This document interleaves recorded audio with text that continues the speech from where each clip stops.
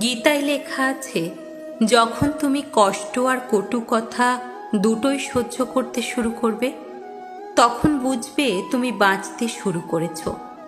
যদি ভগবান আপনাকে অনেক বেশি অপেক্ষা করাচ্ছেন, তাহলে প্রস্তুত থাকুন। তিনি আপনাকে যা চেয়েছেন তার চেয়ে অনেক বেশি দিতে চলেছেন। জীবন নিয়ে বেশি ভাববেন না। যিনি আপনাকে জীবন দিয়েছেন, তিনি কিছু না কিছু ভেবেই দিয়েছেন।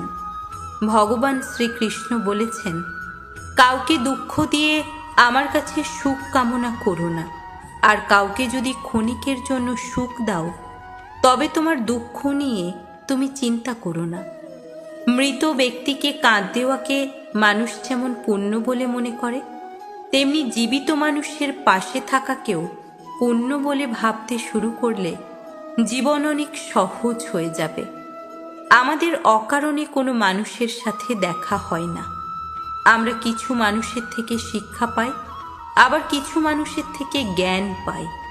কে কি করছে, কিভাবে করছে এবং কেন করছে, তা থেকে যতই দূরে থাকবেন ততই সুখী থাকবেন।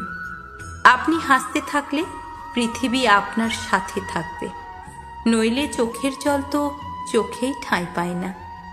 যদি কেউ আপনার ভালো কাজকে সন্দেহ করে, তাহলে কষ্ট পাবেন না, কারণ সন্দেহ সর্বদা স্বর্ণের বিশুদ্ধতার উপরেই করা হয়, কয়লার কালো দাগের উপরে নয়। মনের শান্তি জীবনের সবথেকে বড় উপার্জন। উপদেশ, সঙ্গ এবং সময় কাউকে না চাইতে দিলে লোকেরা প্রায়ই সেগুলোকে সস্তা বলে ভাবতে শুরু করে। একজন মানুষ সে যত শান্ত, সে তত গভীরভাবে বুদ্ধিমত্তা ব্যবহার করতে পারবেন। যেমন পাতা না ঝরলে গাছে নতুন পাতা আসে না, ঠিক তেমনি কষ্ট ও সংগ্রাম ছাড়া ভালো দিনও আসে না।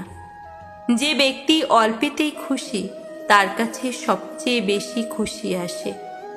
যতক্ষণ আপনি ভয় পাবেন, ততক্ষণ আপনার জীবনের সব সিদ্ধান্ত লোকেরাই নিয়ে নেবে। যারা আপনাকে সময় দেয়, তাদের প্রতি সর্বদা অনুগত ও ঋণী থাকবেন।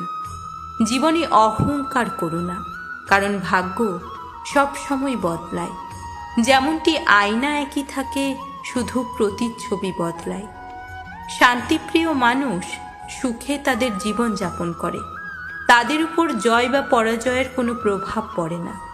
ভগবান শ্রীকৃষ্ণ বলেন, নরকের ভয় তো ছেড়ে দিন, কে জানে কোনটা পাপ আর কোনটা পুণ্য।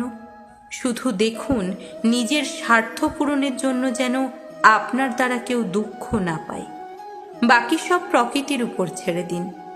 অর্থ বড় না যোগ্যতা বড়? খারাপ সময়ে যে পাশে থাকে সেই সব থেকে বড়। কেউ যদি আপনাকে নিজের স্বার্থ পূরণের জন্য মনে করেন, তাহলে তাকে স্বার্থপর ভাববেন না, কারণ আপনি তার জীবনের সেই উজ্জ্বল আলো সে অন্ধকারে দেখতে পায়। সবাইকে নিজের গোপন কথা বলবেন না, কারণ আজ যে আপনার সাথে আছে, কাল সে আপনার বিপরীতেও যেতে পারে। এই উপদেশগুলো মেনে চললে জীবনে চলার পথ অনেকটা সহজ হবে।